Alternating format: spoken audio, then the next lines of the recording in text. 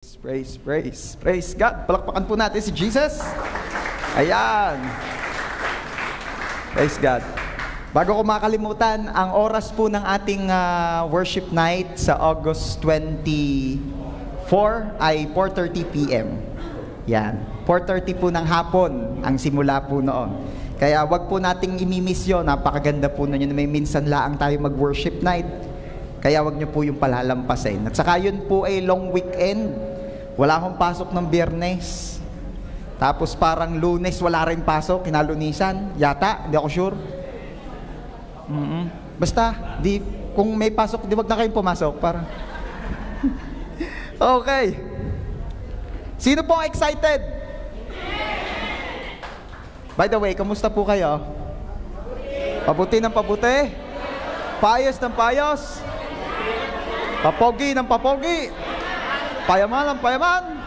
Pabanal ng pabanal? Amen. Sino yan? Praise God. Merong nagsasabi, paganda ng paganda, kinukontra ng katabi. Saang banda? Ay pagsabait, ayaw kang umayon na lamang. Okay. Sa 1 Kings chapter 17, makikita po natin doon ang story ni Elijah at ng isang byuda. Ayan. At basahin po natin on verse 1, si Elias ay isang propetang taga Tisbe sa Gilead. Sinabi niya kay Ahab, saksi si Yahweh, ang buhay na Diyos ng Israel na aking pinaglilingkuran. Hindi uulan ni hindi magkakahamog sa mga darating na taon hanggat hindi ko sinasabi. Sabi ni Elijah kay Haring Ahab, hindi uulan, ni hamog wala sa mga darating na taon at hanggat di ko sinasabi, hindi uulan. Bakit naman katindi noon? Bakit? Anong meron? Anong nangyari? Kung mababasa nyo po yung mga naunang chapters ng 1 King, makikita nyo po doon kung gaano kasama si Haring Ahab. Ang description po ng 1 King sa kanya ay, pagsama-samahin mo na raw ang kasamaan ng mga naunang hari ng Israel at hindi pa rin daw sasama sa kasamaan ni Ahab. Anong sama naman na rin? Pagsama-samahin na raw ang kabaitan, ang kasamaan nung mga nauna, ay hindi pa rin daw sasapat, hindi man lang daw papantay sa kasamaan ni Haring Ahab. Para po mas magkaroon kayo ng idea, si Haring Ahab po ang asawa ni Jezebel. Yan. Pastor, bakit po nag-asawa si Haring Ahab ng mermaid? Ay siya, hindi iyon. Halo-halo na yung nasa isip ninyo. Sinabi ng magbasa ng Bible, wag puro TV. Ayan. Si Jezebel po ay anak ng hari ng Sidon. At ano naman ang meron doon sa Kingdom of Sidon? Sila po'y sumasamba kay Baal sa isang Diyos-Diyosan. Ayan. At sino po si Jezebel? Si Jezebel po yung nagpapatay ng maraming propeta. Sino po si Jezebel? Si Jezebel lang naman po yung nagsabi kay Elijah na sinusumpa ko na ikaw ipapatayin ko. Ang tindi-tindi na ni Elijah, ha? Ano sabi ni Jezebel? Papatayin kita. Natakot po si Elijah. Kaya si Elijah ay nagtago. Ang higpit nito, napakabad talaga po nitong king na ito at nung naging queen niya at nung panahong iyon ay sobrang bad na. Kaya sabi ni Lord, ay talaga naman kayo'y aking tuturuan na ng leksyon. Elijah, pumunta ka kay Ahab at sabihin mo, walang ulan hanggat di sila nagbabait. Di iyon na nga. Pumunta po si Elijah, sinabi kay Ahab, hindi uulan hanggat di ko sinasabay. Imagine a wicked king, tapos sinabihan mo pa ng gayon. Ano kaya sa tingin mo ang mangyayari kay Elijah? Husay yan si Elijah. At alam ni Lord yun. Kaya anong sumunod na pangyayari? In 1 Kings chapter 17 verses 2 and 3, pagkatapos sinabi ni Yahweh kay Elias, umalis ka rito at magtago ka kasi tutudasin ka ng mga yan. Umalis ka rito at magtago ka sa batis ng Karit sa silangan ng Hordan. Verse 4, maiinom mo ang tubig sa batis at may inutusan akong mga uwak na maghahatid sa iyo ng pagkain. Di yan po yun nangyari. Dahil nagkaroon ng tagtuyot, si Elijah, magugutom yan. So anong ginawa ni Lord? Magtago ka doon sa may tabi ng batis. Yung source ng inumin ni Elijah, yung batis ng karit. Ang source of food po, nagdi-deliver sa kanya ang mga uwak. Sabihin mo nga sa iyong katabi, nagdi-deliver ng pagkain kay Elijah ang mga uwak. Ba, ikagaling, ano? Sa ibang version po, ang nakalagay doon, at maghahatid sa iyo ng tinapay at karne ang mga uwak. Sabihin nga natin, tinapay at karne. Ay siguro yung modern counterpart niyan ay di hamburger. Ano? Kagaling ngayon, nakakatuwa naman. Sinunod nga ni Elias ang sinabi ni Yahweh. Lumakad siya at nanirahan sa may batis ng karit sa silangan ng Hordan. Umaga't hapon, may mga uwak na nagdadala sa kanya ng pagkain at sa batis naman siya umiinom. Sabihin mo nga, umaga't hapon. Siguro umaga't hapon nakain si Elijah. Buhay din naman ano? Kaya kapag nakakamiss ka ng meal, wag mong isiping mamamatay ka na agad ha. Dahil yan umaga't hapon lang ang nakain. Yung iba yata ay mayat maya. Anyway, hindi yun ang topic natin. Ngunit dumating ang panahon na natuyo na rin ang batis. Sabihin mo nga, natuyo rin ang batis. Mahalaga yung mga pinapaulit ko sa inyo kasi mamaya babalikan natin yan. Kaya sinabi sa kanya ni Yahweh, umalis ka rito, pumunta ka sa Sarepta sa lupain ng Sidon. May inutusan akong isang byuda na magpapakain sa iyo roon. Pumunta nga siya roon at nang papasok na siya ng pintuan ng lungsod, nakita niya ang byuda na namumulot ng panggatong. Sinabi niya sa babae, maaari po bang makiinom? Aalis na ang babae upang ikuha siya ng tubig nang pahabol niyang sabihin, kung maaari, bigyan mo na rin ako ng kapirasong tinapay. Ano kaya ang mararamdaman mo kung ikaw yung babae? Nakikiinom lamang nung una, pagtalikod mo, may pahabol pa, samahan mo na rin ng tinapay. Hindi ga? May tibay ang mukha na rin, ika naman nun. Verse 12, sumagot ang babae, saksi si Yahweh ang inyong buhay na Diyos na wala kaming tinapay. Mayroon pa kaming kaunting harina at ilang patak na langis. Namumulot nga ako ng panggatong upang lutuin iyon at makakain man lamang kami ng anak ko bago kami mamatay. Last meal na pala yun. Ano? Bakit? Bakit ganito? Bakit pagkakain daw nung last tinapay ay pwede na silang mamatay mag-ina? Kasi nga po, tagtuyot. At dahil may tagtuyot, equivalent po nun, taggutom. Sabihin mo nga sa iyong katabi, tagtuyot. Sa kabila naman, taggutom. Diba? Sa panahon natin ngayon, hindi naman talaga tayo, we are blessed na itong bansa natin hindi nagsasuffer sa tagtuyot. May mga bansa kasing talagang grabe ang drought. Pero dito sa atin, minsan wallet lang natutuyo.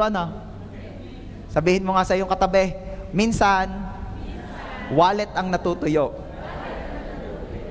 Pero sa mga anak ng Diyos dito sa JA1 San Jose, I am declaring in Jesus' name na walang wallet na makakaranas ng tagtuyot. Amen. Tuloy natin. Sabi ng babae, last tinapay na po, tapos mamamatay na kami. Katindi na rin. And maybe majority sa atin expecting na ang sasabihin ni Elijah, gayong gapo, last na gapo yan, siya wag nyo na pong ibigay, inyo na. Pero look what Elijah replied to that widow. Verse 13, sinabi sa kanya ni Elias, huwag kang mag-alala, pumunta ka na at gawin mo ang iyong sinabi. Ngunit ipagluto mo muna ako ng isang maliit na tinapay at pagkatapos magluto ka ng para sa inyo. Nakapilit pa rin Nakapilit pa rin. Nasabihan na nung balo, walang-wala na ho. Pag nakain namin na rin last na rin, mamamatay na kami. Sabi ni Elijah, gayong kahigpit pala ng inyong sitwasyon. Siya, sulong na, ipagluto mo ako. Tibay? Malaman natin mamaya kung ano nga ba pinaghuhugutan nito. Makapal ba talaga ang mukha ni Elijah o there is something na gustong iparanas lamang ang Diyos? Tuloy. Sapagkat ganito ang sabi ni Yahweh, Diyos ng Israel, hindi ninyo mauubos ang harina sa lalagyan at hindi rin matutuyo ang langis sa tapayan hanggang hindi sumasapit ang takdang araw na papatakin na ni Yahweh ang ulan. May word pala si Lord kay Elijah. Kaya ganitong kakapal ang mukha niya. Kasi may word. Sabi mo nga, may word. Tuloy. Ginawa nga ng babae ang utos ni Elias at hindi naubos ang pagkain ni Elias at ng mag-ina sa loob ng maraming araw. Wow! Pagkain ni Elias at pagkain ng mag-ina. Sabihin mo nga, pagkain ni Elias at pagkain ng mag-ina. Oh. Again, kaya pinapaulit ko sa inyo yan, may mga bibigyan tayo ng diin-diyan mamaya. Hindi nga naubos ang harina sa lalagyan at hindi rin natuyo ang langis sa sisidlan tulad na sinabi ni Yahweh sa pamamagitan ni Elias. Wow! Grabe! Ang tindi ng pinaranas ni Lord sa mga ito. Ano ang meron sa storyng ito? Merong krisis, merong problema, merong matinding pangangailangan. At ang krisis po o matinding pangangailangan ay nangangailangan ng anong klaseng pagpapala? Kapag panahong kailangan na, anong klaseng pagpapala ang dapat o bagay dito? Ang kailangan po rito ay bagay ding pagpapala. Ang kailangan dito ay kung kailangan na, dapat kailangang pagpapala rin. Ano? Sino po rito yung merong kailangan na? Diba? At ang bagay diyan na pagpapala ay hindi yung pagpapalang pang next year pa. Alam niyo yung magbabayad na ng kuryente. Alam nga namang ang ibigay ni Lord na blessing sa iyo, blessing sa katapusan pa ng taon. Hello? Yung bibili na ng aircon, alam nga namang bibigay ka ng pledge mo sa katapusan pa ng panahon. Di ba? Sa taglamig mo na ibibigay. Ano ibig sabihin nito? Urgent need requires urgent blessing. Sabihin mo nga, urgent needs requires urgent blessing. Kaya hayaan nyo po, marapatin nyo po na ngayong umaga sa biyaya ng Diyos, pag-usapan, pag-aralan po natin, pinamagatan ko pong urgent blessings.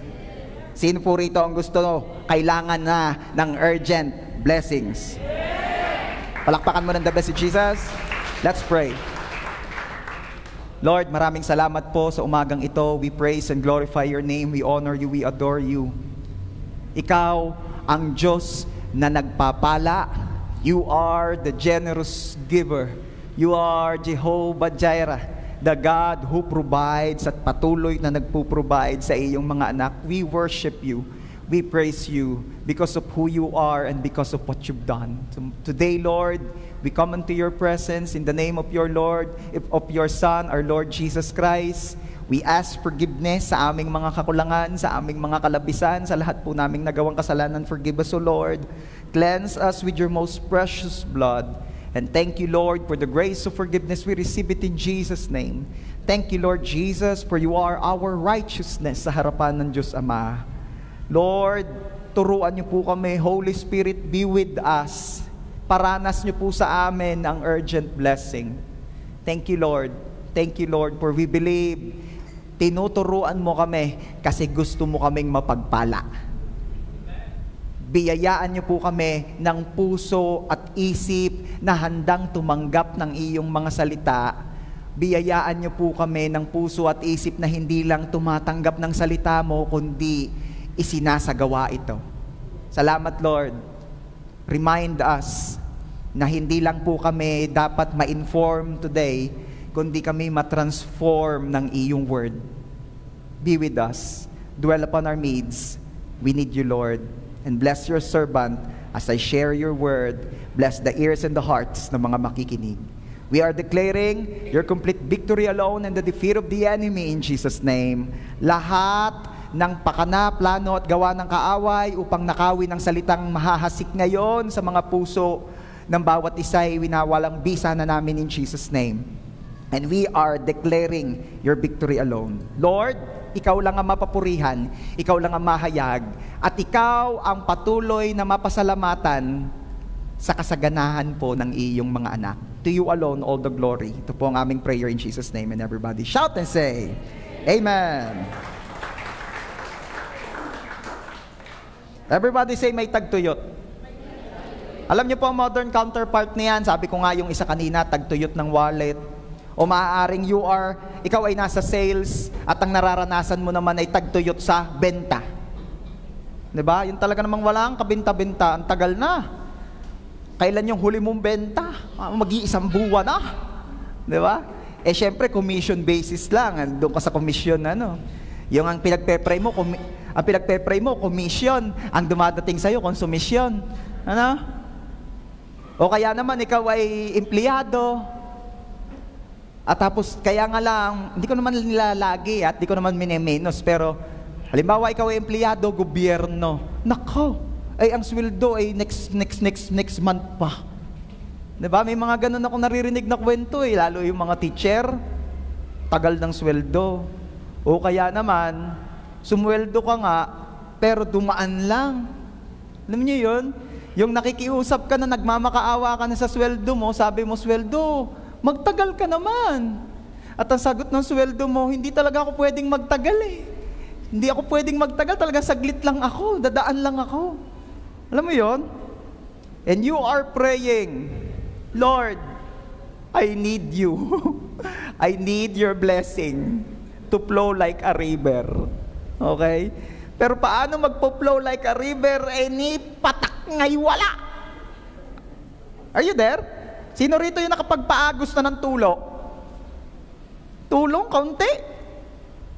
Napaagos mo gayon, umagos naman naigaho pagdating sa dulo. Na-absorb nung dinaanan sa unti. Are you there? So ngayon, lahat ng may mga urgent needs, taas ang kamay. Sige, God is watching you. Ngayon, kung di ka nagtataas, malamang, ikaw ay masaganang masagana, hindi bagay sa iyo yung teaching na ito, umuwi ka na. Okay? Again, sino rito may mga urgent needs? Ayan. Baba na halata naman. Okay. Please don't be offended. Gusto kong buksan ninyo ang inyong mga puso at isip. Gusto kong buksan ninyo ng bukas na bukas. Lahat ng inyong spiritual na pang-absorb. Kasi we need this. We need this message. Kasi in the end, ako'y naniniwala na kung paanong pinabuhos ng Diyos ang ulan sa tuyong-tuyong Israel that time, gayon din naman ibubuhos ni Lord ang pagpapala niya sa tuyong-tuyong mga resources natin. Amen? But still, I want to thank God. Kasi ako naniniwala, hindi naman talaga tayo nakakaranas o pinaparanas ni Lord ng walang-wala. 'Di ba? I'm so thankful pa rin kay Lord na ang pinakawalang-wala ng mga anak ng Diyos ay yung wala pa lang uling napasok, pero may savings naman, ayaw mo lang magalaw, ayaw mo lang mabawasan, 'di ba? Yun ang pinakawalang-wala natin, tama ba ako? Kaya still we are blessed. Hindi tayo literal na iga. Meron talagang ganun yung literal na iga. Yung talagang kahit daw siya patayin mo, wala ka talaga daw makukuha. May mga ganun na ang bukang bibigay. Wala ka talaga. Ako Brad, kahit ako patayin mo na ngayon, wala talaga. Dahil talagang wala. But we are blessed kasi ang pinakawalang-wala natin ay yung wala lang napasok pero meron namang savings. Ayaw lang nating mabawasan. Savings nga Diba? Okay. Praise God. At gayon naman ang nararanasan natin. Okay. Ngayon pag-usapan natin.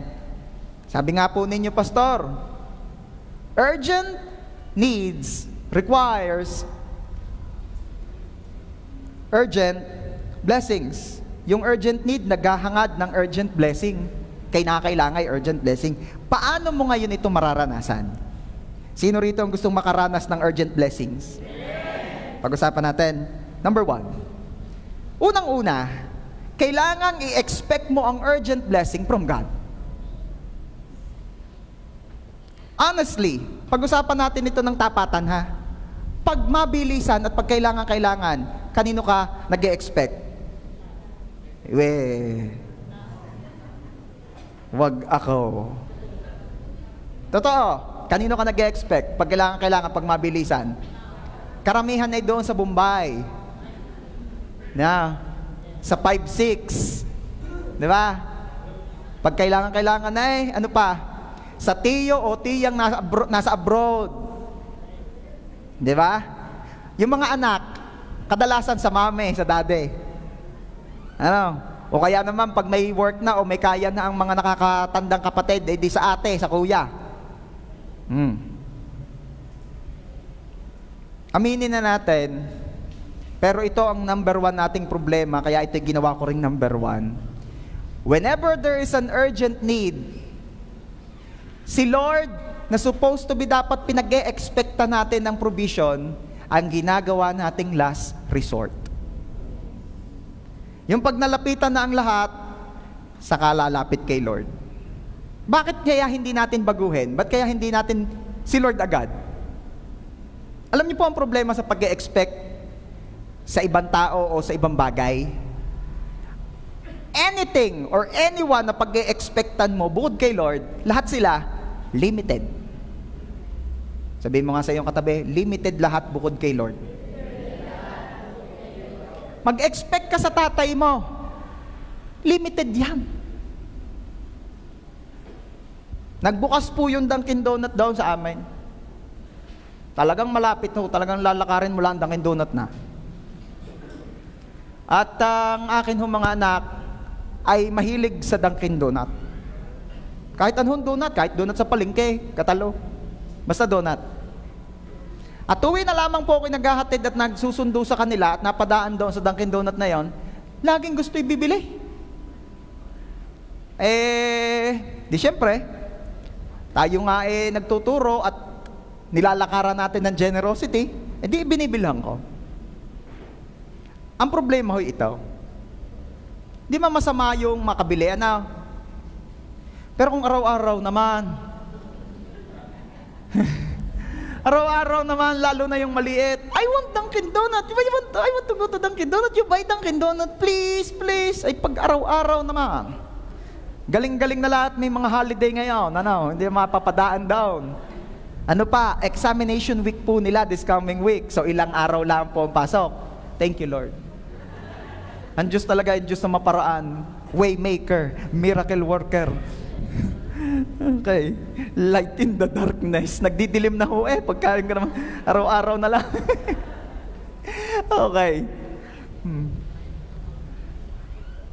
At ako ho ay hindi naman napakasamang tatay. Hindi ho ako napakasamang tatay. Hindi ho ako madamot na tatay. Hindi ako perfect. Pero tingnan po ninyo ha, huwag na tayong lumayo, ako na lamang. Ako'y limited. Talaga lang, aminin na natin, sa una sinasabi natin sa mga bata, hindi maganda yung laging matamis. Pero ang totoo, yun yung pangalawa na lamang, ang una talaga, magastos. Tama? Ay 30 naman ho isang donut pagka classic, ang premium ay magkano? 35, 40, basta gayon. Yung kung may tumrainta ka na ng tumrainta. Dalawa, di man napayag ng hati Minsan nga ho'y tinipid naming mag-asawa, ang binili namin munchkin, sabi nung maliit, this is not donut! Why? That's donut. Look, nakalagay sa lalagyan, Dunkin Donut. No, donut is circle with hole inside, with hole in the middle. Naku, yung pagsabay ng mali talaga naman. Tatawa-tawa yung malaki, tinatawanan. Hindi daw donut yun. Okay, anong punto ko? Bumisita po kayo sa Dunkin Donut Rosario. Hindi paid advertisement na naman ata. Hindi wala ho. Kami nga hindi man lang nakalibre doon. Nag-life group tayo. Wala. Limited. Huwag kayong mag-expect sa Dunkin. Limited. That is my point. I'm trying my best to be the best dad ever. Pero ang problema ko, ako'y sobrang limited. Kaya hindi talaga po pwedeng sa akin mag-e-expect ang aking mga anak. Ano pa, ang iyong pinag-e-expectan, yung mga tipong ang urgent need mo ay pantuition. Tuwan-tuwa ka, tamang-tama kasi by katapusan, magtutuition kay tamang-tama ring by katapusan ay ihahaul na ang iyong mga partner. Naga? Ay naiisip. Hindi ka? Iyak. Alam niyo po, hindi masama ang malungkot ka kapag nagkagayon ang mga inaasahan mong pagpapala. Hindi masamang malungkot ka, normal yon. Wala pa ho kong nakitang tuwan-tuwa. Ay, ubos ang baboy ko. Baka naman yun kaya gayon na lang dahil nasubrahan na sa iyak. Di ang sunod na itawa na. Alam nyo na ibig ko sabihin, ano?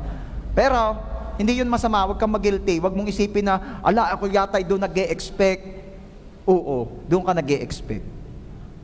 Yun talaga ang tunay.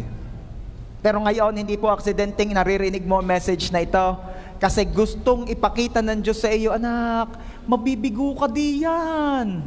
Mabibigo ka sa panag-e-expectan mo. Ano yung panag-e-expectan mo? Trabaho? Tindahan? Negosyo? Ano man yan? Kang masyadong mag-expect dyan. Bakit? Limited sila. What else? Kahit pa sila'y mangako, minsan napapako. Di ba? Pagkadami ng nangako sa ating politiko, nanalo rin naman, nasaan na? Di ka? Ay, mabibigo ka.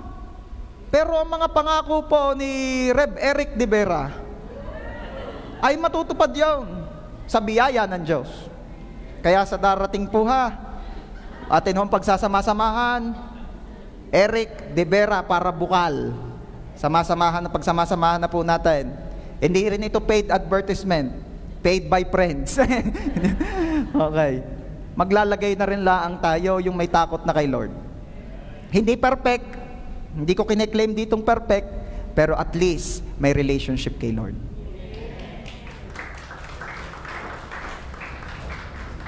Kayo'y nililigawan ko dahil kayo'y taga San Jose. At ako'y nakakarinig na merong magbubukal ding taga San Jose. Pero liligawan ko na kayo. Samahan nyo na yung taga Rosario at yung JA1 yun, JA1. Okay? Ba't ka napapunta doon? Expect from God. Ano ang ina-expect mo? Meron nag-e-expect ka sa iyong ikaw ituwan-tuwa at ikaw ay naging senior na. Ano ga ang tanatanggap ng senior? Anong scam? Ano? Discount? Hindi. May tinatanggap ka buwan-buwan. Ano konsumisyon? Pensyon. Alam nyo, mahirap din mag-expect dyan. Bakit? Limited po yan, yung SSS. May kilala nga ako, dapat sinahod na 2 months ago. Hanggang ngayon, di pa nasahod. Tuwan-tuwa, yung kilala ko, nag-senior. Ay talaga daw siya magpipensyon na. Nako, ay 2 buwan na hindi pa nakakasahod. Kaya yung pensyon, nagdulot sa aming lahat ng tensyon. At sabi, konsumisyon, pero hindi, sasahod din yun. The good news, hindi man maibigay daw, ay di naiipon naman. Kaya pagka naayos na, isang bagsakan, di kung ilang buwan ang inabot. Bikini man. Sabi nung asawa, pengin naman ako niya.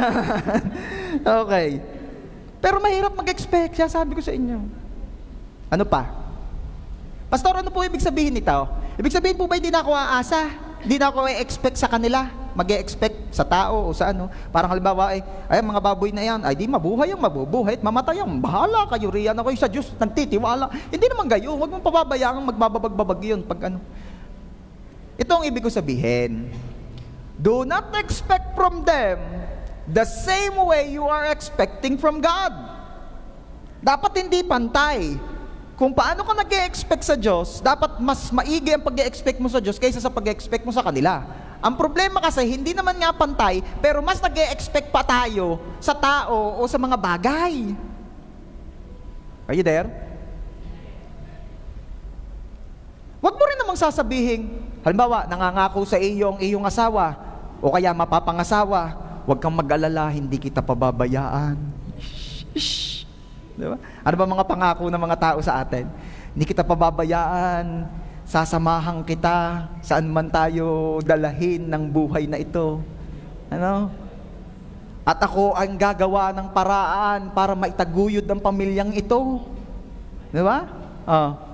Huwag mo namang sasabihin, narinig mo message na ito, huwag mo namang sasabihin, kay Lord ako naasa, hindi siya iyo. Huwag naman gayon, sasama naman ng loob nun eh. Ganito ang pinakamaganda. Ako'y nagtitiwala sa iyo. Pero, yan. Alam niyo kung bakit maganda yung may pero? Kasi yung pero malapit sa pera.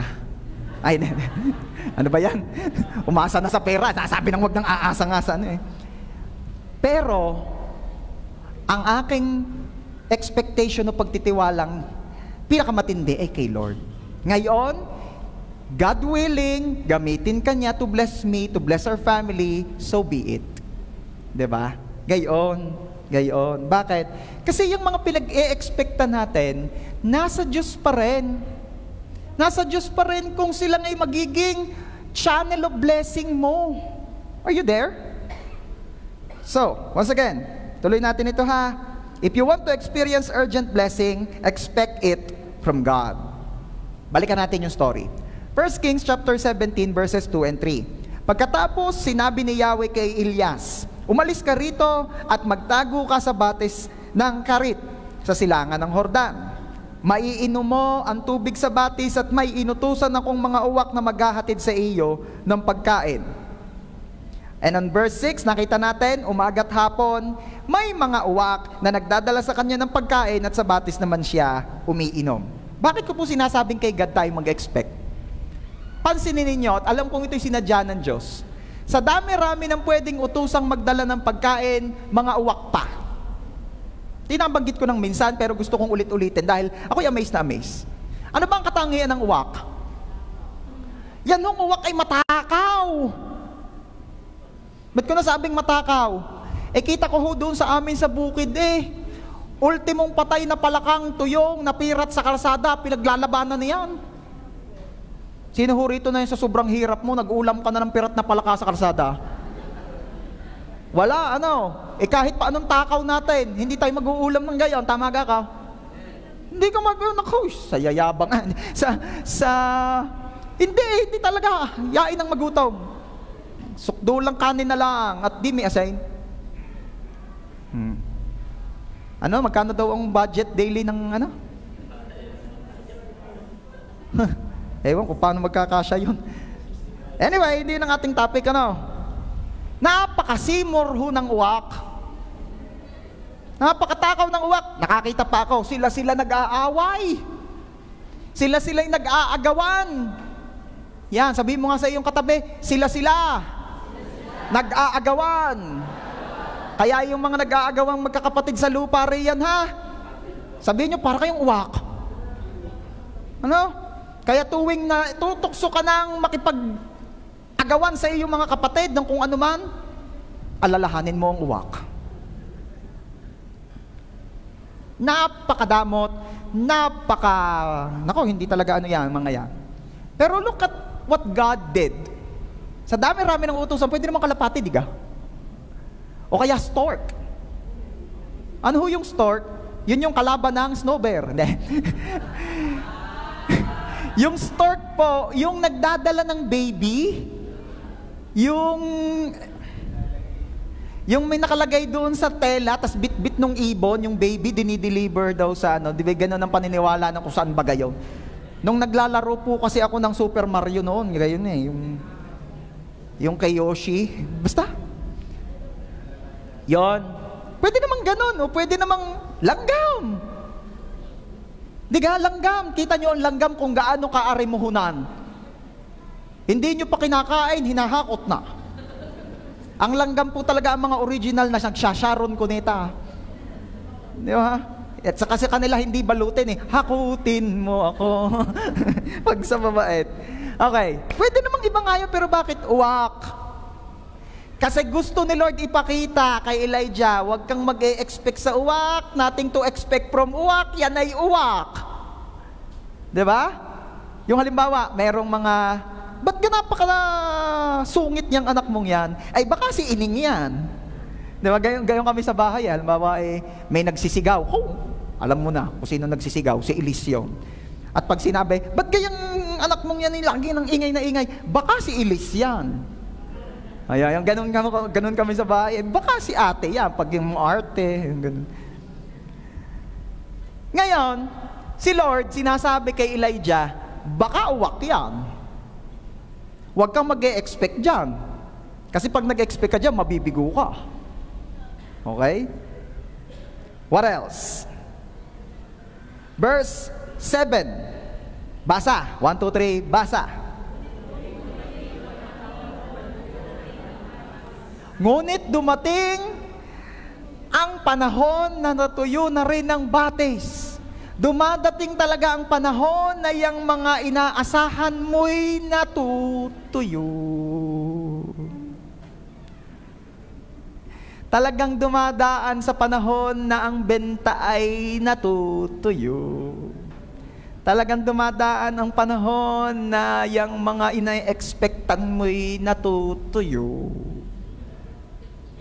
Bakit? Kita ng Diyos kung saan na nakalagay ang puso mo. At pag doon ka na nagre-rely, pwedeng tuyuin ni Lord yan. Bakit? Ang bad naman ni Lord? Hindi bad si Lord. Siya'y sobrang good na alam niya na maaga pa lamang ay magaling nang tuyuin yan para hindi ka totally dyan mag-rely. Kasi pag lumalim na, lalong masakit. Pag lumalim na at taas pinabayaan. Kaya nga, ito lagi ko rin paalala sa mga kabataan, sa mga single, choose your partner wisely. Pray. Wag yung you're dating with them, ni-entertain mo na. Tapos hindi naman talaga sure, hindi naman talaga kayo pareho ng nilalakaran. Ang mahirap kasi dyan, pag tumatagal na, lumalalim. Mahihirapan ka na naman. Masasaktan ka na naman. Pili, nung pareho kayo ng nilalakaran. Para sabay kayo. Pwede kayong mag-holding hands habang nilalakaran ang pinalalakaran ni Lord. Hindi mo man lang makasama dahil ibang trip. Ano sabi ng Book of Amos? Yung dalawa na hindi nagkakasundo, hindi pwedeng maglakad ng sabay. Alam nga namang, gusto mo yung pa-Jollibee, yung isa'y pa-McDo, o saan tayo pupunta? Chowking.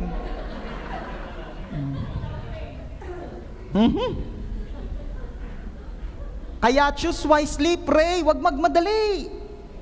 Ay, marrying age na po eh. Yain na. Yain na. It's better late kaysa naman maagap, pero mali. Hindi naman yan parang kaning isinubot pag napaso iluluwa. Are you there? Parang ayaw na mag-amen ng mga kabataan. Ang nagpe-play na kanta sa puso't isip, alam kong mali na, pero di ko kayang bumitaw. Hindi. Matutuyo yan.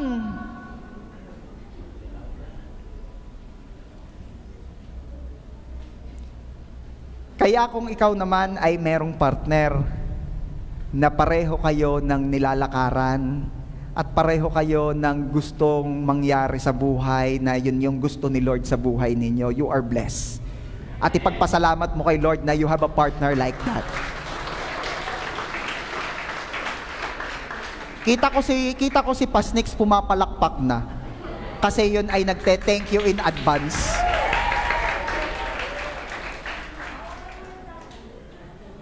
Going back, ayaw ng Diyos na lumalim ng lumalim, kaya tinuyo na. Talagang dadating ang time na ipapakita ni Lord sa iyo, sa akin ka mag-expect, wag sa ilog na iyan matutuyo yan. Okay. Natuyo ang ilog, tumigil ang mga uwak. Puro bad news. Pero may isa akong nakitang good news doon. Natuyo ang ilog, tumigil ang mga uwak, ito ang good news. Si Elijah kay Lord nag-e-expect. Okay? Maaaring may mga bad news din tayong kinakaharap ngayon. Natuyo ang wallet. Hindi pala. Tumigil na ang tiyang nasa abroad. Ay, meron akong mga narinig na ganyan ayaw, hindi na alam kung makakapasok kasi ayaw na raw sponsoran ng tiyang nasa abroad, things like that. Pero amidst all of those bad news, may good news kang makikita. Hindi ka sa kanila nag-e-expect. Hanggat ikaw ay kay Lord nag-e-expect, maganda ang tayo mo. Maganda ang tayo mo. Hindi ka nagdedelikado. Okay? Sabi po sa Psalm 121 verses 1 and 2, I lift my eyes to the hills.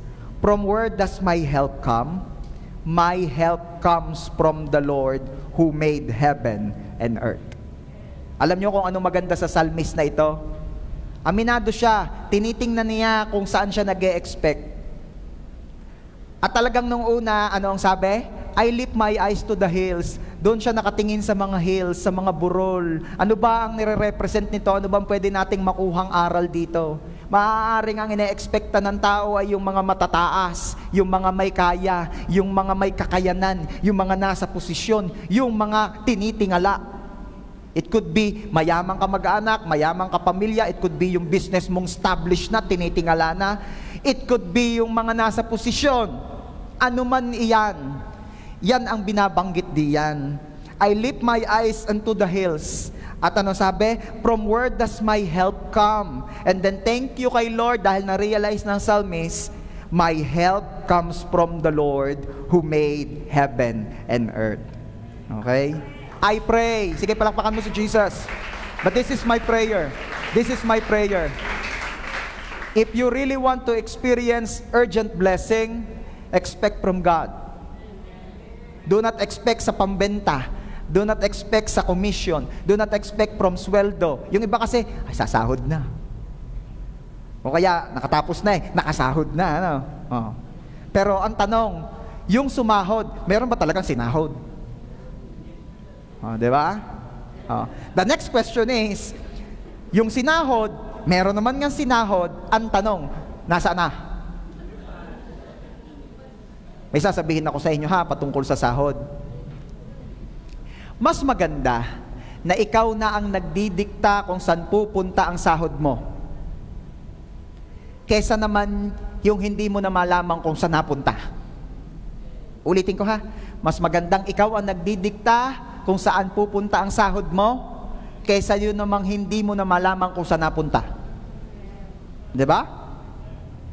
Kahirap naman nun So, trabaho ko ng trabaho. Sumahod ka, di mo nalaman kung saan napunta. Samantalang kung yun hindi pa nadating, alam mo na agad, allotted na yan. Oh, di ba? Talagang maganda na ang patas. Lazada, Shopee, Shane. Di ba? Oh, di at least ipatas na, maganda ang patas. Ano? Ano ba yan? Okay. Ang bottom line lang nito, expect from God. Sino po rito ang gusto makaranas ng urgent blessings? Kay Lord ka mag-expect. Palakpakan natin si Jesus. Pangalawa, if you want to experience urgent blessing, I have a good news for you. I want you to know na yung urgent blessing mo parating na kasi may inutusan na ang Diyos. Sabi ko, parating na yung urgent blessing mo kasi may inutusan na ang Diyos. Ang nakakatuwa po rito, alam nyo ba, na bago pa dumating ang urgent need mo, may inutusan na si Lord? Sabi ko, bago pa dumating si urgent need mo, may inutusan na si Lord. Tingnan ninyo 1 Kings chapter 17 verse 4. Maiinom mo ang tubig sa batis at may inutusan. Everybody say, inutusan. Anong tense yan? Past tense. Inutusan. Tapos na. Nangyari na. And this is when God is giving an instruction. Giving. Anong tense naman yung giving? Present. This is the time when God is giving an instruction kay Elijah. Sinasabi pa lamang niya kay Elijah ang mangyayari. Pero ano ang sabi ni Lord? May inutusan akong mga uwak. Ibig sabihin, kapulong na ni Lord yung mga uwak. Bago makausap si Elijah, bago dumating ang need. Balikan natin ang uwak. Ano ang sabi ko sa inyo? Ang uwak ay masisimor. Sila yung mga tipong nakapag-special na ng lome, nakapagpahabol pa ng isang jumbo. Ganyan yung mga yan. Okay, anong punto ko? Anong punto ko? Hindi po pwede, logic lang muna tayo, logic. Hindi po pwede na ang pagde-delivery ni Lord na uwak ay gutom. Make sense? Kasi kung gutom yan, dadalihin niya ng pagkain habang daan. Ikaw man din. Tom Goods ka na. Sino yung nakakita nag-trending, nag-viral? Yung delivery ng pizza?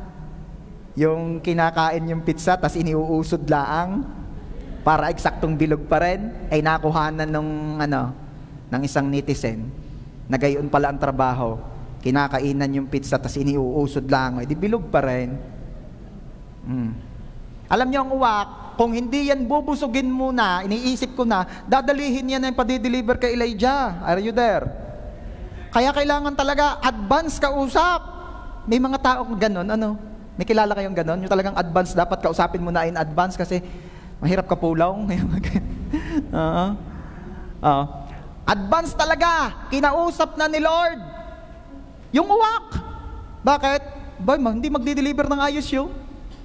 Sino rito yung mga kapatid na kung walang advance na gasolina ay hindi aandar? Bili mo nga muna ako ng shampoo. Nakaw, kalayo-layo ka, init-init o ari na, sige, may payong naman. Ilabas mo ang aso. Kanino gayon? Labas ang aso. Sandaan, no? Okay. Inutusan na, in advance. Wow! Ano pa? Sa verses 8 and 9, makikita rin natin doon. Kaya sinabi sa kanya ni Yahweh, umalis ka rito. Ito po yung naigana ang ilog. Pumunta ka sa Sarepta, sa lupain ng Sidon. May inutusan, again, past tense. May inutusan akong isang byuda na magpapakain sa iyo roon. Wow! Kaya again, may good news po ako sa lahat ng may urgent need na nag-pray ng urgent blessing. May inutusan na si Lord.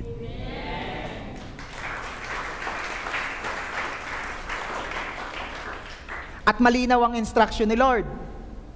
Ibigay sa nangangailangan. Ibigay sa nananampalataya at nag-e-expect kay God. Babalik tayo ng kaunti doon sa expect from God. Bakit kay Lord ka dapat mag-expect? Kasi po, ang mga tao at ang mga bagay, sabi ko nga sa inyo, limited. Samantalang ang Diyos, unlimited. Bakit? Kaya po niyang gumamit ng napakaraming paraan para mapagpala ka. Halimbawa, nag-expect ang mga anak ko sa akin ng donut, ay hanggang kailan galang hanggang kaya ng budget ko, di hanggang doon lang yun, limited ako. Pero kung ang mga anak ko ay mag-e-expect ng donut kay God, pwedeng hipuin ni Lord si Brother Ray. At sabihin, Brother Ray, bikini me. Pwedeng hipuin ni Lord si Carlo. At sabihin, Carlo, bikini me. Ano? At pwedeng hipuin ni Lord si Gloopy. At sabihin ni Lord, bikini men. Wag na yung mga nauna ko nabanggit yung mga yan, wag na yan. Ito na lamang. Pwedeng hipuin ni Lord si Boss Kenneth. At sabihin, inaanak mo naman si Ilays. Bikini men. May itinuturo pang isa daw, ninong din daw ni Ilays. Please don't get me wrong, ako hindi nagpapasaring, ha? Ang donut ho sa amin ay hanggang ngayon meron pa, naninigas na yung isa doong dalawa pa yata yun. Ibig ko sabihin, sawa na. Dumaan lang naman sa gayon. Huwag nyo na, baka man maibili nyo ng donut. Huwag nyo bibilin Dunkin, pwede naman Jayco pwede rin naman. Huwag mag-expect sa tao, ha? Kayo What is my point? Si Lord ay hindi limited sa iisang paraan. Sukdo lang kung yung mga nabanggit ko'y hindi kumilos, kasakdalay uwak, mangagaw ng bumili sa Jayco at dalhin sa amin. Ba't kayo natatawa? Nangyari na kay Elijah. Meron pong isang pastor na nagkukwento na nung panahong sila po'y sinusubok at sila'y walang-wala, sila'y nag-pray, Lord, meron kaming bigas, wala kaming ulam. Maya-maya'y kumalampag daw ang mga kaldero. Pagpitingin nila, may pusa, may dalang plastik, at yung plastik may lamang isda. Inantay daw nung mag-asawa, kung may magkiklaim, wala. Kaya sabi lang, thank you, Lord.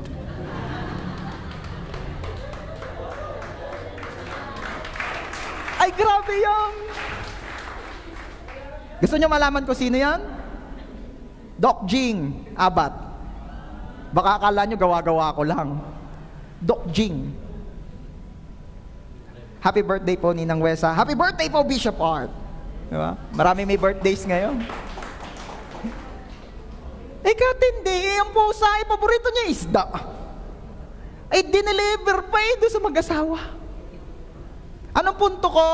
Expect from God kasi si Lord unlimited. Kaya niyang gumamit ng napakaraming paraan at kung ang mga tao ay hindi susunod, kahit hayop kaya niyang gamitin, kahit sitwasyon. Kaya kay God ka mag-expect. Sabi mo nga sa katabi mo, medyo itap mo ng kaunti, kay God ka mag-expect. Okay. Sabihin mo nga, may inutusan na ang Diyos. Dalawa lang ang pwedeng maging role ng tao patungkol dito. Makinig. Dalawa lang ang pwedeng maging role natin patungkol dito. It's either you are the receiver or pwede rin ikaw ang channel. Ano ibig sabihin ng channel? Ayoko na ho niyan. Parang alam ko na kung saan patutunguhan yan. Lipat na ng channel. Hindi. Ang ibig sabihin nito, pwedeng ikaw ang dadalahan o pagbibigyan ng inutusan ng Diyos at pwede rin ikaw ang inuutusan ng Diyos. Tingnan mo nga yung katabi mo at sabihin mo, partner, baka naman may pinabibigay na si Lord.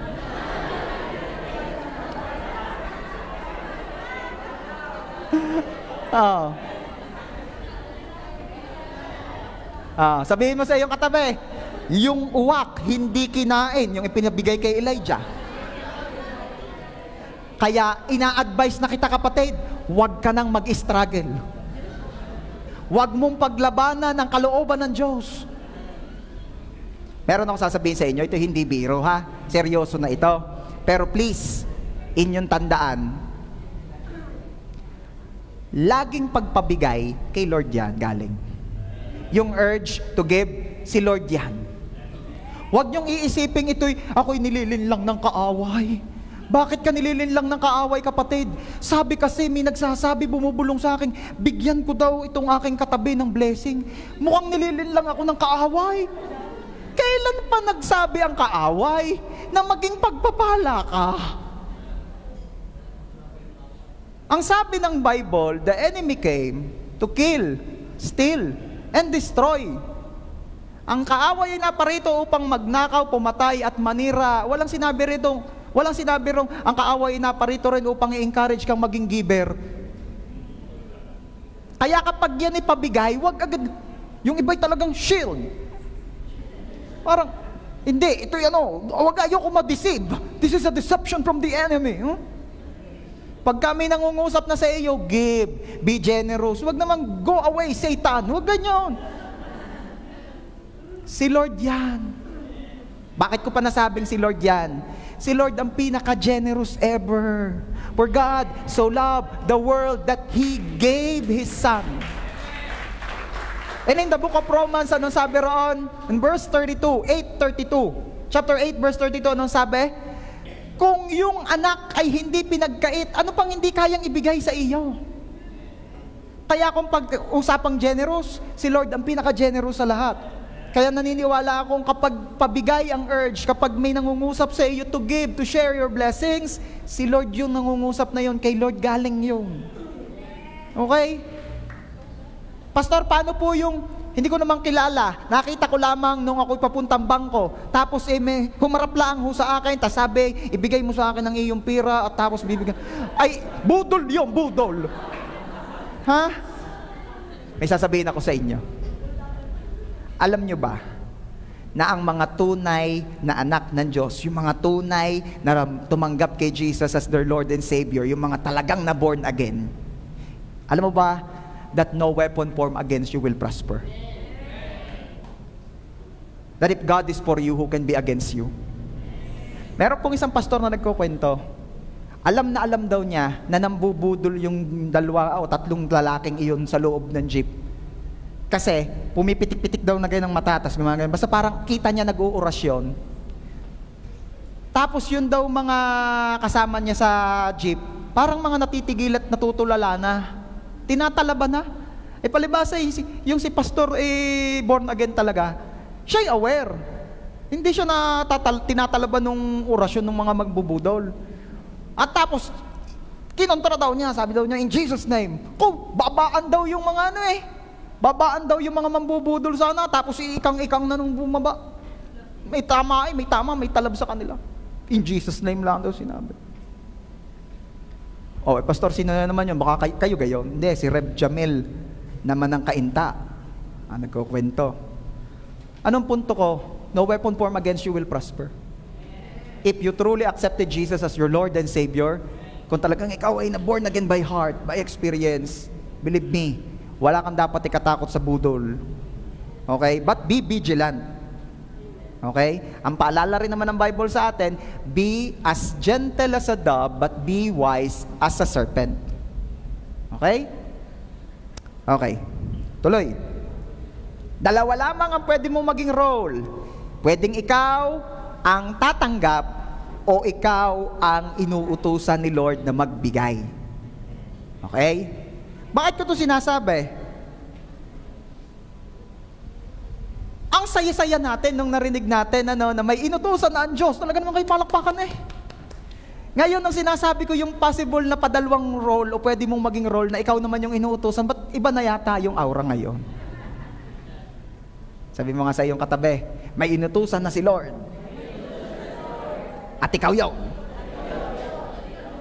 Tama, hindi na. Kanina, celebrate kayo. Lahat ng may mga urgent need, huwag kayo mag-alala. May inutusan na si Lord. Kung talagang palakpakan kayo. Ngayon, sinasabi ko, ay ikaw yun. Iba ang tono. Kanina, amen! Tapos ngayon, amen. Sibil lang. Okay.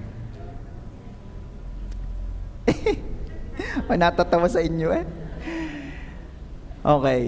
Church, isipin ninyo pag hindi ka sumunod, ano naiisip mo? Ano pwede mangyari? Pag halimbawa, may pinabibigyan sa iyo si Lord, inuutusan ka ni Lord na magbigay sa nangangailangan kung sino man, at hindi ka sumunod, ano sa tingin mo ang susunod na mangyayari?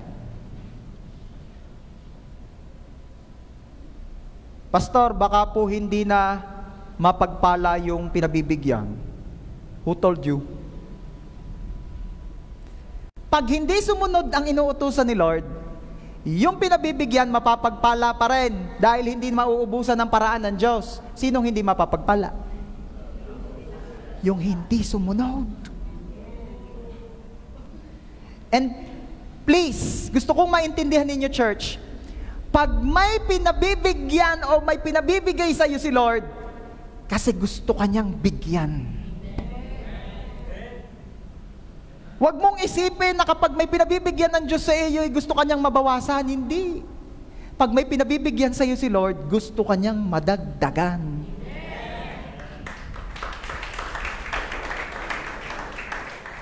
Yan ang prinsipyo ng Diyos. Pastor, kahigpit na may kailangan na, saka pa magbibigay. Kailangan ko nga ho, Tapos ngayon ako inuutusan pang magbigay. Ano ka naman ho yung? Nasaan ho logic do? This is very illogical, Lord.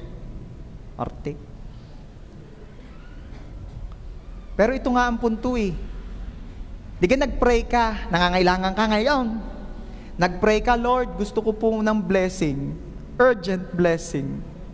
Kita niyo po, Lord, ang aking kalagayan. Gusto ko po ng urgent blessing. So ano sabi ni Lord?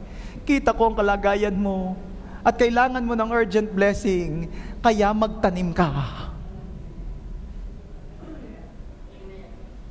Kaya magtanim ka nga, kaya ka magbigay nga. Okay.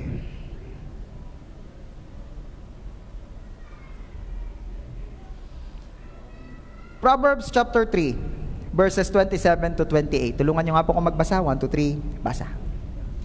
Do not withhold good from those to whom it is due, when it is in your power to act.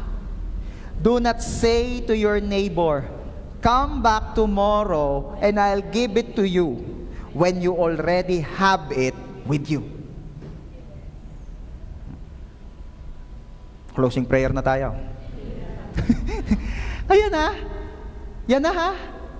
Ang Bible na ho nangungusap sa atin. Huwag mong ipagkait ang tulong. Huwag mong ipagkait sa nangangailangan noon. Lalo na kung kaya mo naman. At huwag mong sasabihin sa pinabibigyan ni Lord sa iyo, bumalik ka na lang bukas. Kung kaya mo namang ibigay na ngayon. Ang para sa Erkong. Ay.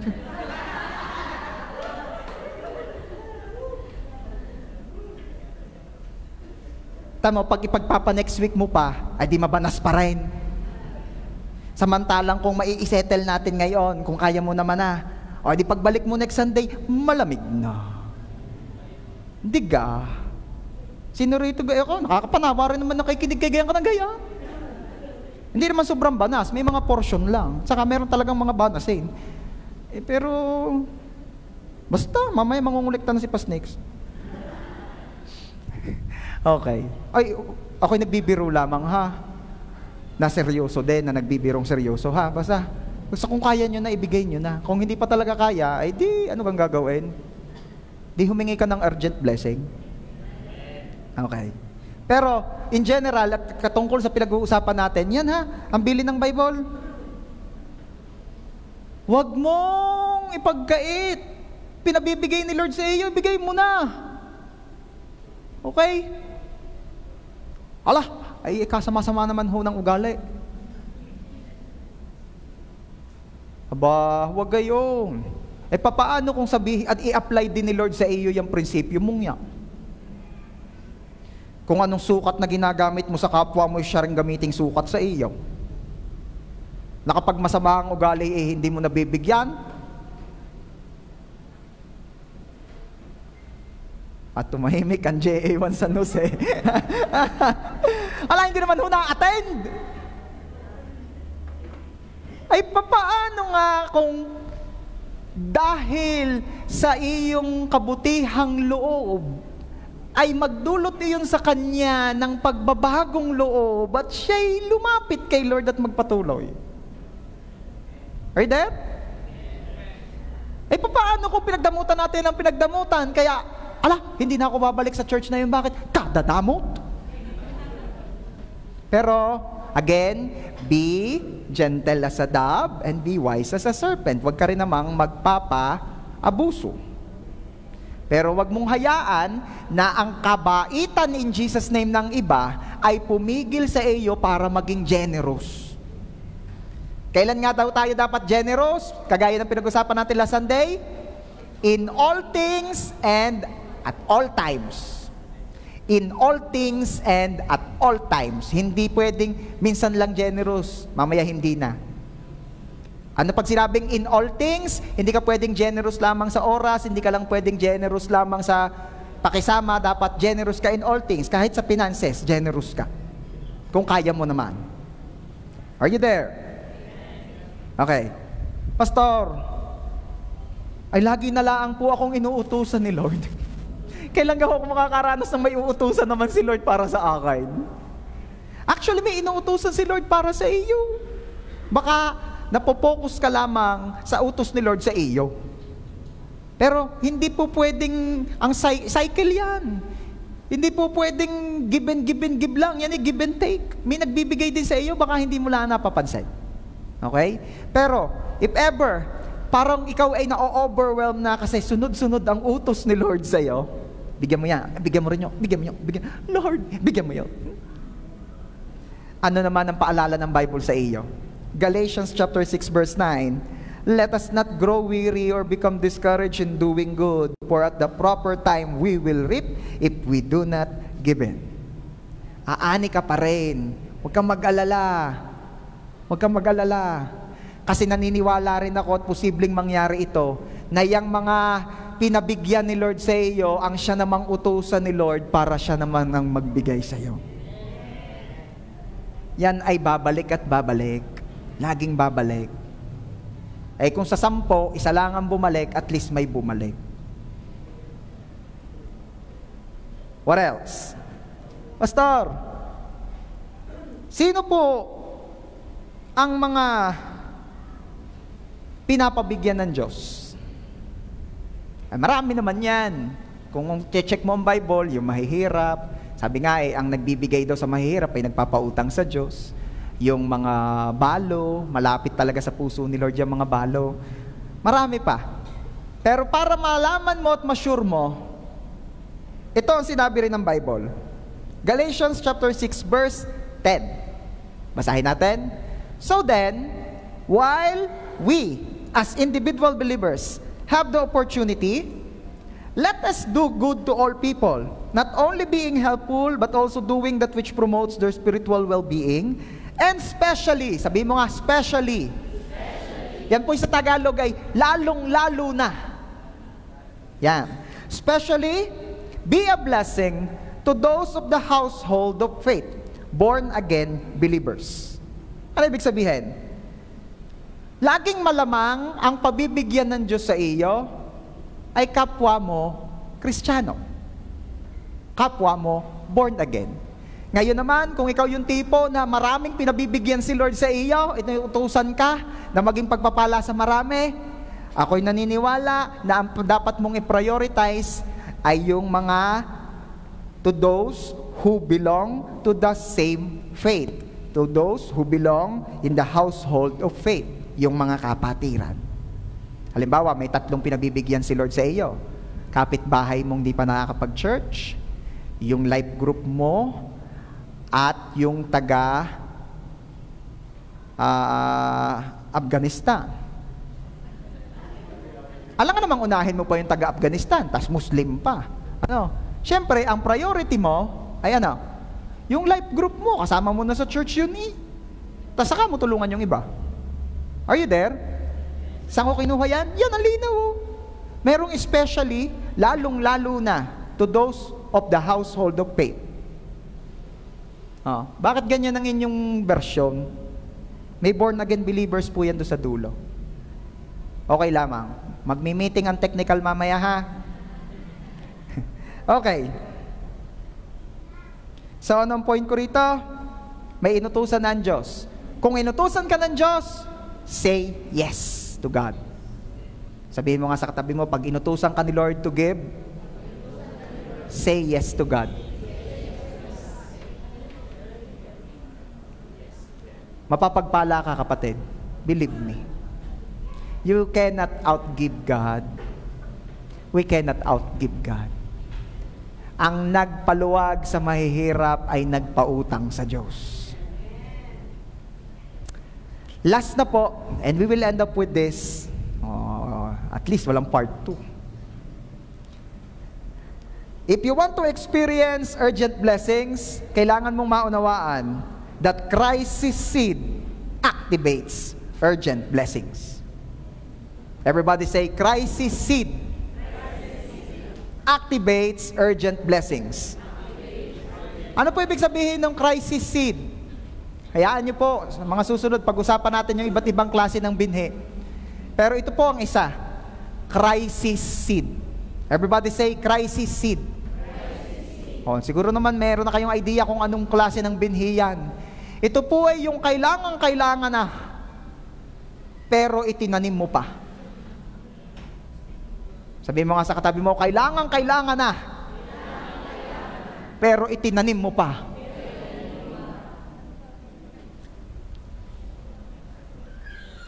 First Kings 17:10, pumunta nga siya roon at nang papasok na siya ng pintuan ng lungsod, nakita niya ang byuda na namumulot ng panggatong. Sinabi niya sa babae, maaari po bang makiinom? Ano ho ang meron ng panahong iyon?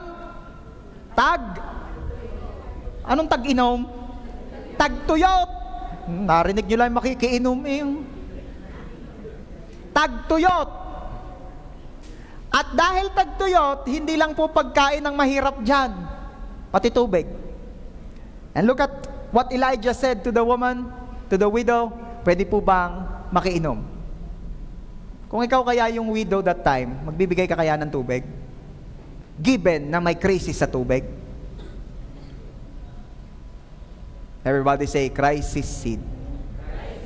Ano ba ang pangako ng Diyos diyan? Alam nyo, hindi ko mapigilang maalala at maisip yung patungkol sa sinabi ng Panginoong Jesus sa magbibigay ng tubig. In Matthew chapter 10 verse 42, sabi po ni Jesus, tandaan ninyo. Kaya hindi ko makalimutan sabi ni Jesus, tandaan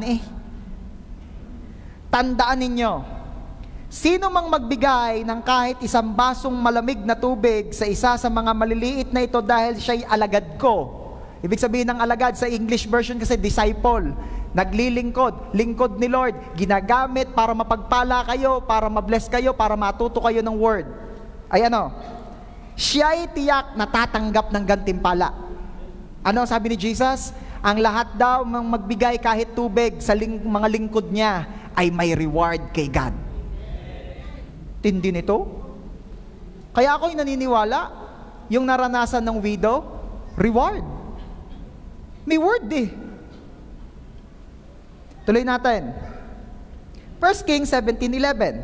Aalis na ang babae upang ikuha siya ng tubig nang pahabol niyang sabihin, kung maaari, bigyan mo na rin ako ng kapirasong tinapay. Yan na nga baga, si Kapal Mox, dumali na naman. Ano sabi? Nakahingi na ng tubig at alam natin yung tubig that time is very scarce.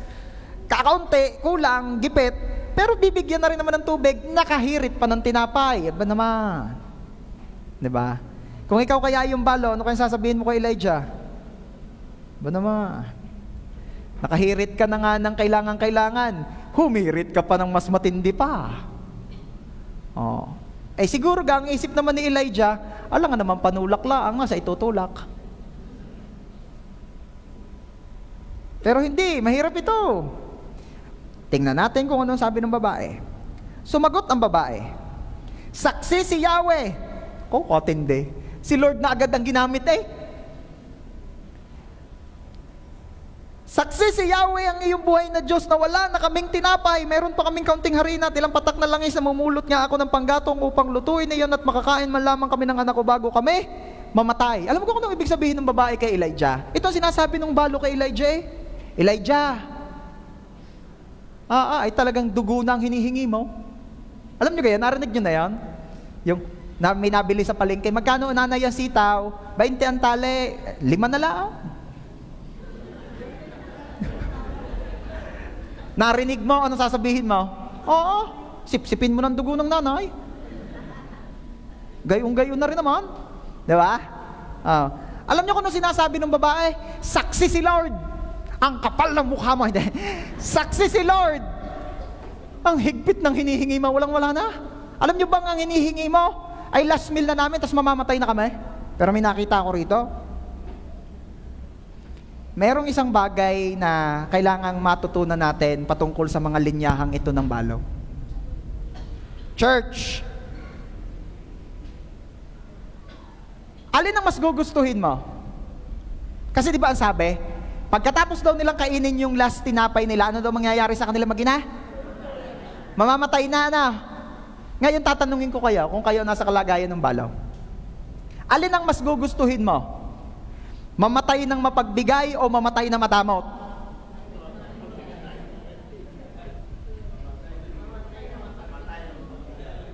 Mamatay na ang magbibigay? Kadamot. Mamatay na mapagbigay o mamatay na madamot? Kasi mamamatay din naman. Narayang pagkakaya? Next question, sino rito hindi mamamatay? Ako lamang? Sino rito hindi mamamatay? Sino exempted sa death? Sino immortal? Sino vampira? Wala naman, di ba? Lahat mamamatay yan, oh. Wag lang ngayon agad. Mga Kristiyano ganyan eh, gusto pumunta sa langit pero walang gustong mauna. Lahat gustong pumunta sa langit, magwo-worship doon, pero dito ayaw mag-worship. Church, lahat mamamatay. Diba? At kailangan maunawaan natin ito, kaya nga sabi ng Bible sa atin eh, diba? Teach us, O Lord, to number our days that we may gain a heart of wisdom. Turuan mo kami, Lord, na malamang kami ay limited. Mamamatay din kami para kami maging matalino. At parte po ng pagiging matalino, yung pagiging generous. Mamamatay din naman lahat tayo eh. Mamatay ka nang mapagbigay. Are you there? Katadamot eh. May kukwento ako sa inyo. Alam niyo po, biyaya ng Lord and for God's glory. Si pastor po kasi talaga medyo may kakuriputan pa rin eh. Akala nung iba napaka-generous ko na, hindi, ako aminado kuripot pa rin ako. Bakit? Ako hindi masyadong nagbibigay doon sa mga nagpapalimos. Pinipili ko kasi, lalo pag malalaki pa sa akin, yung mga palimos. Hindi nalimos yung kikil na yun eh. Pero hindi talaga, namimili ako. Namimili. Alam niyo po, itong week na ito, dahil nga intentional giving kami mag-asawa, talagang kami tanim kami ng tanim.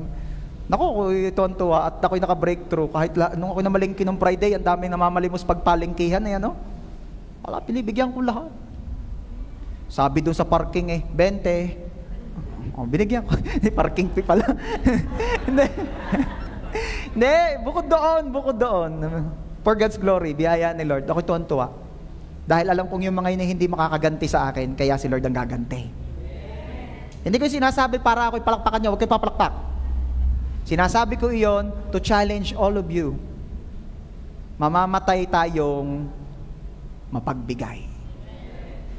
Okay? Hindi ko dinideklarang mamamatay na tayo ngayon ha, huwag kayo matakot. Ang akin lang punto, para mas masarap pakinggan, babalik tayong lahat kay Lord na mapagbigay. Ilang beses ko nang inaral ito, ilang beses ko na itinuro ito, ngayon ko lang din ito na-realize eh. Ba't kayong babae gayon? Mamamatay na rin lang, magdadamot pa. Di mamatay na ng mapagbigay. Hindi ga. Okay. Luke chapter 6, verse 38. Basa. Si Jesus may sabi niyan, give, and it will be given to you, a good measure, pressed down, shaken together, running over, will be poured into your lap. Pero ito ang pagpukusan natin, yung second sentence.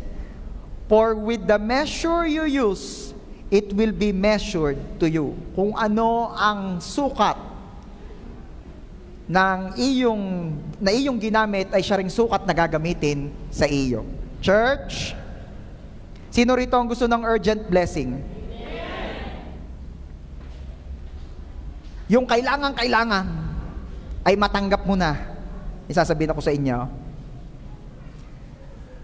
Kung ang sukat na gagamitin natin, ang siya ring sukat na gagamitin sa atin,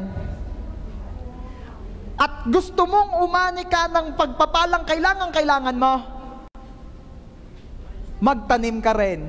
At kahit kailangan mo, itanim mo. Ano sabi ko? Sino rito ang gustong umani ng pagpapalang kailangan mo na? Magtanim ka rin ng seed na kailangan mo.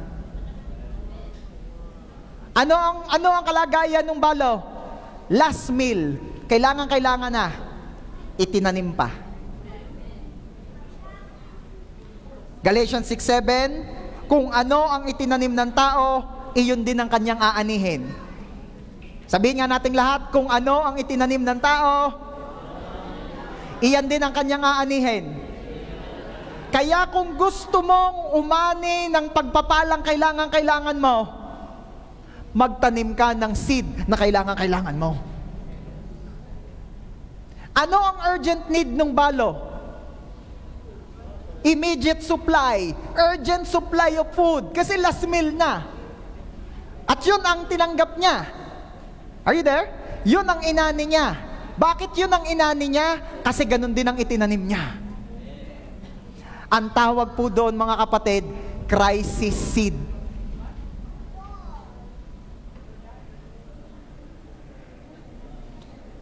Verse 13, sinabi sa kanya ni Elias, huwag kang mag-alala. At yan din po ang sinasabi ng Diyos sa iyo ngayon. Huwag kang mag-alala. Nag-aalala na eh. Yung iba nag-aalala na eh. Kailangan ko na nga itatanim pa. Kung gusto mong umani ng kailangan blessing, magtanim ka ng kailangang seed. This is not for everyone. This is for only those who want to experience urgent blessing. Ano sabi ni Elijah? Huwag kang mag-alala. Pumunta ka na at gawin mo ang iyong sinabi. Ngunit ipagluto mo muna ako ng isang maliit na tinapay at pagkatapos magluto ka ng para sa iyo. This is Elijah believing na after giving to him the last bread, meron pang maluluto ang mag-ina. Verse 14, sapagkat ganito ang sabi ni Yahweh, Diyos ng Israel, hindi ninyo mauubos ang harina sa lalagyan at hindi rin matutuyo ang langis sa tapayan hanggang di sumasapit ang takdang araw na papatakin ni Yahweh ang ulan. Alam nyo, may word si Lord kay Elijah. May word si Lord kay Elijah. Kaya sinasabi niya yun dun sa balo. Alam nyo ba mga kapatid, may word si Lord sa akin. Kaya ito'y sinasabi ko sa inyo. Ano ang word ni Lord sa akin? In Galatians 6:7 again, yung second sentence, kung ano ang itinanim ng tao, iyon din ang kanyang aanihin. If you need urgent blessing, come on, magtanim ka ng urgent seed, ng crisis seed. This is what we're doing. Ito ang ginagawa naming mag-asawa. We need urgent blessings. May mga urgent blessings kaming kinakailangan. What we're doing? Yung mga pinang-life group namin na nakaraan, urgent seed na yun, crisis seed na yun. Hugot na yun, sabi nga sa bibig ng leon, agaw na. Why we're doing that? Because we have this word. We have the word. We are expecting from God. Sino nag-e-expect kay Lord? Kung nag-e-expect ka kay Lord, believe in His word. If you are expecting from the Lord, believe in His word, then this is what God is saying. Kung ano ang itinanim ng tao, yun ang kanyang aanihin. Ginawa nga ng babae ang utos ni Elias at hindi naubos ang pagkain ni Elias at ng mag-ina sa loob ng maraming araw. Kailan lang ho nangyari na kailan lang nangyari na na-receive nung balo ang kanyang urgent blessing? Nung ginawa niya, nung in-apply niya ang sinabi ni Elijah. Church, huwag kang mapapayag na mai-inform ka lang ng word ngayon, but be transformed. Let yourself be transformed by the word. Apply it, do it, and experience the blessings na iyong hinahangad. Last verse, second to the last I mean, hindi nga naubos ang harina sa lalagyan. Alam mo, maaaring kaya ka nag-aalala kasi iniisip mo baka maubos, pero after doing it, after applying what you heard from the word of the Lord, ito ang sinasabi ng Bible ngayon, hindi nga naubos ang harina sa lalagyan. Hindi nga naubos ang budget mo sa wallet mo. Hindi ka mauubusan!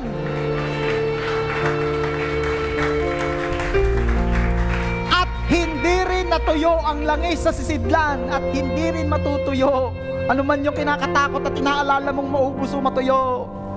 Tulad ng sinabi ni Yahweh sa pamamagitan ni Elias. Alam nyo kung bakit napakatindi sa akin, napakatindi ng dating ng story ito sa akin? Kasi special mention po ito ni Jesus. Pastor, Old Testament yan. Tayo muna, si Jesus, sinabi yan. Look at this last verse. And I will end up with this. Luke chapter 4, verses 25 and 26. Listen to this. Ngunit sinasabi ko sa inyo, si Jesus po nagsasalita dyan, maraming byuda sa Israel nung panahon ni Elias nang hindi umulan sa loob ng 3.5 taon at nagkaroon ng taggutom sa buong lupain. Verse 26. Subalit hindi pinapunta si Elias sa kanino man sa kanila, kundi sa isang byuda sa Sarepta sa lupain ng Sidon. Alam niyo kung anong revelation sa akin ito? Ang dami naman daw byuda sa Israel, sabi ni Jesus. Pero hindi pinapunta si Elijah sa mga byuda sa Israel. Sa Sarepta pa sa Sidon, pinapunta doon sa byuda doon. Bakit? Kasi yung byuda doon, sumusunod. Kasi yung byuda doon, willing sumunod. Remember, anong sabi ni Lord kay Elijah? May inutusan ako. Nangyari na, nakapag-usap na, nag-agree na yung balo. Pwede namang utusan ni Lord si Elijah sa mga balo sa Israel. Pero ano sabi ni Jesus? Bakit sa Sarepta pa? Bakit doon sa balo sa Sidon pinapunta? Kasi siya lang ang gustong magbigay. Siya lang ang gustong sumunod. Siya ang willing. Siya ang willing magtanim ng kailangang seed. Kaya that time, siya lang din ang umani ng kailangan niyang blessing. Sino may gusto nun? Everybody stand up. I am encouraging you to stand up. And I am encouraging you. Ano man ang sitwasyon mo ngayon, hindi ko alam. Pero maaaring meron dito, meron kang kailangan, inuna mo lang si Lord. Act of faith mo na lang itong pag-church. Pero after this, di mo na alam kung paano susunod. And that is your crisis seat. And this time, in the middle ng kahirapan, sa gitna ng kalituhan, sa gitna ng pangangailangan, ipagsigawan mo ngayon that the Lord is a generous giver. Dahil yun ang totoo. Ang totoo, si Lord ay generous. At hindi kayang baguhin ng iyong sitwasyon ang katotohanan na ang Diyos ay mapagbigay at patuloy na magbibigay. He is a generous God. Come on, let's worship the Lord. You are the generous giver. Your mercy overflows. Your blessing is a river on and on and on. Amen. You are an endless fountain. You're filling up my life. My heart must sing your praise. Jesus, you glorify. You are the generous. Yes, you are. Your blessing is a river on and on and on it goes. You are an endless fountain. You're filling my life. My heart will sing your praise. Jesus, you be glorified. On and on. On and on. On and on. Jesus. Jesus be glorified. On and on. On and on. Oh, on and on. Jesus be glorified. You're so much better. Yes, you are. You're so much kind. This is the God we are serving. Anything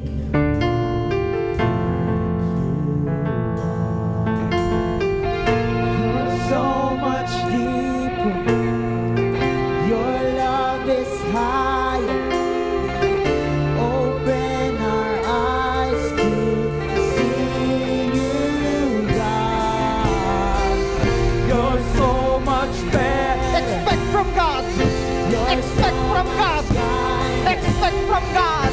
Than anything we think you are. Expect from God.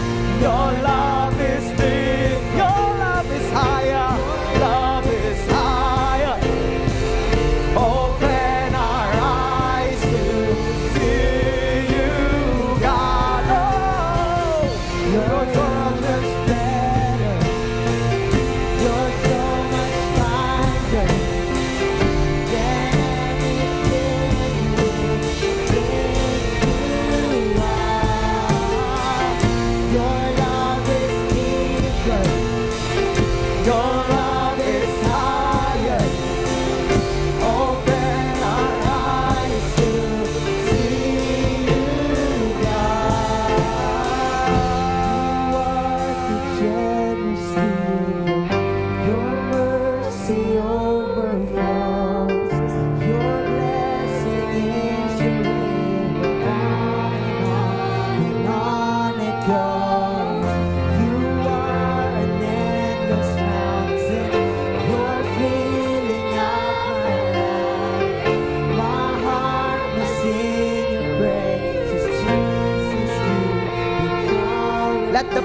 God sing, you are.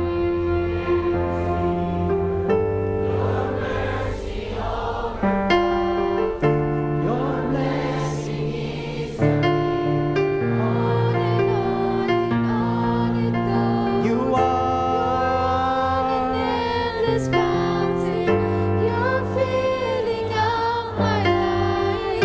My heart must sing your praises. Jesus, you glorify.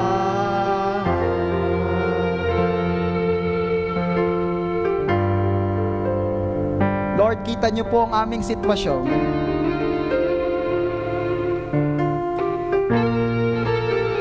Meron dito na wala ng trabaho o magre-resign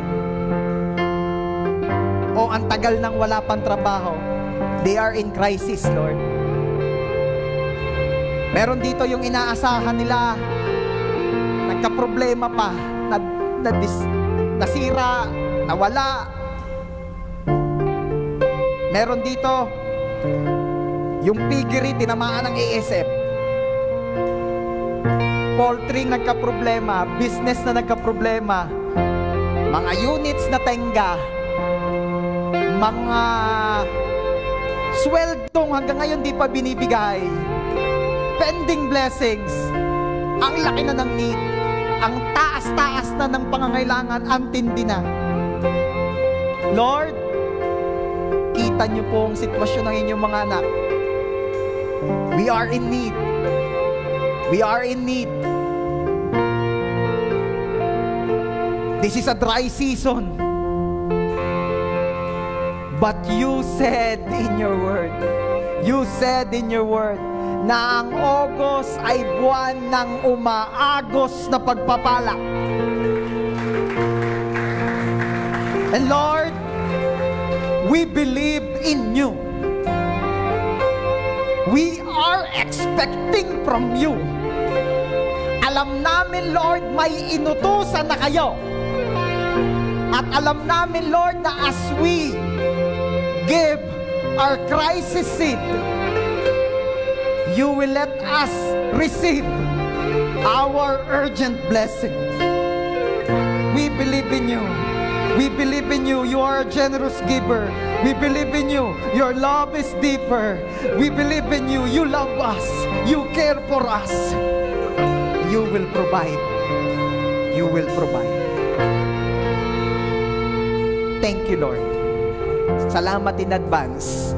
We will going to plant our seed and we are going to receive our urgent blessing. Thank you, Lord. To you alone all the glory. This we pray in Jesus' name. And everybody say, Amen. Makakaupo na po tayo.